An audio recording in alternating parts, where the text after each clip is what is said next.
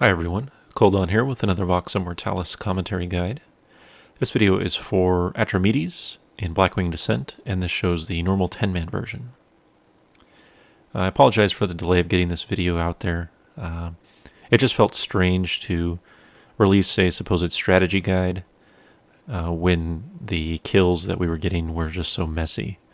And, so how can we say this is a good way to do it when we're not doing it very well ourselves?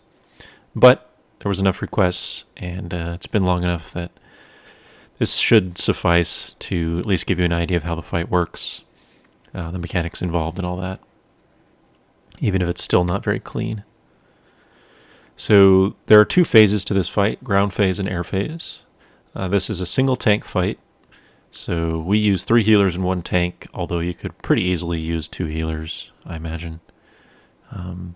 But the fight is unique in that there's really no hard berserk. It's simply dictated by how long you can survive with the given resources known as the gongs on the outside of the room, which I'll explain in a bit. But basically, this allows you to complete the fight with very few raid members alive. A couple healers and a few DPS in a tank can last a really, really long time, even if 2, 3, 4, or 5 people are dead. Which we experienced the first couple times we did this. So, anyway, the fight mechanic that is really key to the fight is the sound. Your sound level is shown to you from a UI element.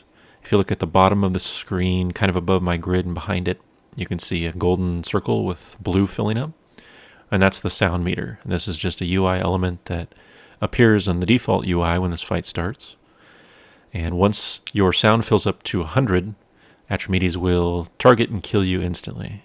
You cannot avoid this death. So it's key, basically, that everyone in the raid keeps their sound level as low as possible.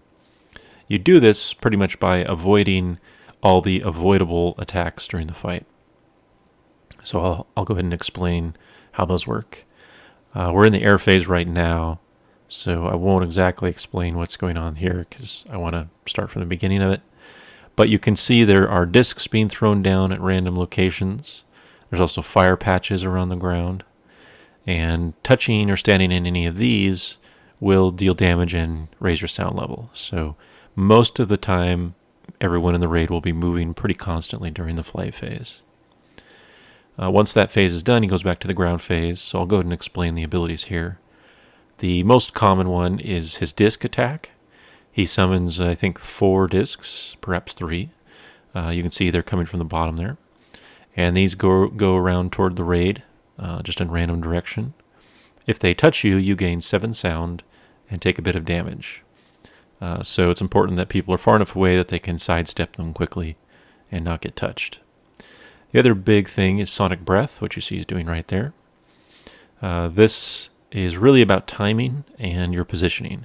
He will randomly pick a raid member and breathe on them, and he tries to chase them with his cone attack. So he basically will rotate so that he breathes on the player if possible, but his rotation speed is slower than a normal player's movement speed. So because of that, you need to recognize if you are being targeted by Sonic Breath and start running to the side, sort of a half circle direction, so that he will not be able to turn and actually breathe on you. To that end, it's a good idea to have other people that are not the target of Sonic Breath pick a particular direction that they're going to run. So you'll see here, we have everyone in the raid that's not breathed on go to the left, or in this case toward the dragon's head side where the tank is. And if you are the target of the breath, you go toward his tail side. And this just allows people to split a little faster and avoid getting breathed on when they're not the actual target. The breath is really the most deadly aspect of the fight, and it has the highest chance to actually kill somebody. So really just getting a good system for that is the key.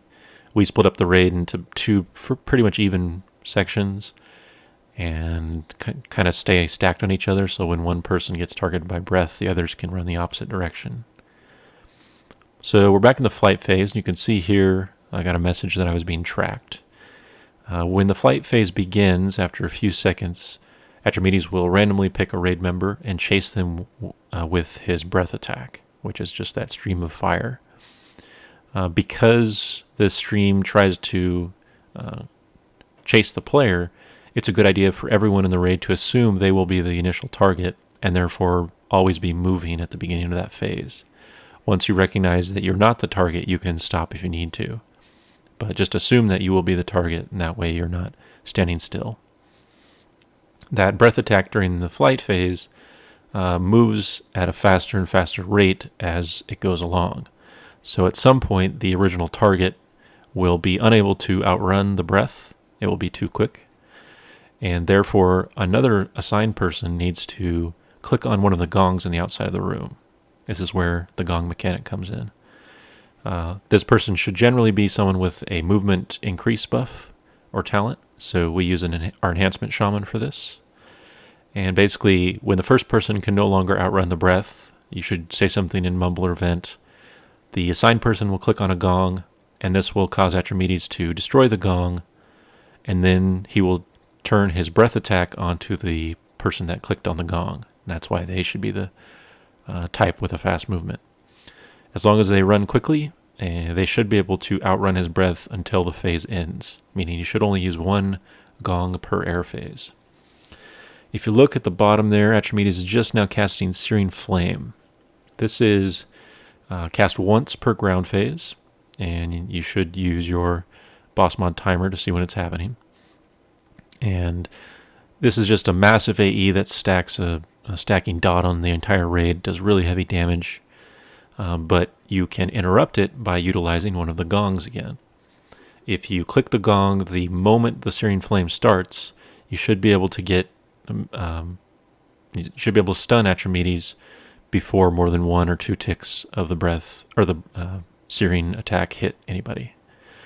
And if you do that properly, then you won't die to the AE. But if you wait more than a couple ticks, it's going to kill you. So again, have someone that is quick to get to a gong and move back. So again, our shaman does it for us. And that's really the key there. The last thing I should mention is the ground phase has a large AE called Modulation, which just has the same pulsing golden look as the regular small discs, but it hits everyone in the raid. You can't avoid it.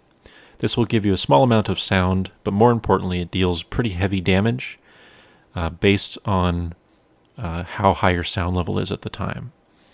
So if people are getting 85 or 90 sound and modulation hits, they're going to take a good 80 to 90,000 damage, and it may seem like it's unavoidable and it will kill you, but really it just means they screwed up earlier. So you may have seen at the beginning of this flight phase, our hunter was sort of standing still, and he happened to be the target of that breath, the first one, and therefore it killed him before he could move out of it. So that's why it's a good idea to have everyone assume they'll be the first target and move as soon as possible. But that really covers all of normal Atramedes. So again, the damage is real low, and there's really only a little bit of berserk time. So as long as you manage your gongs properly, once per ground, once per air, and kite properly, you should be fine. Good luck, thanks for watching, and stay tuned for the music version.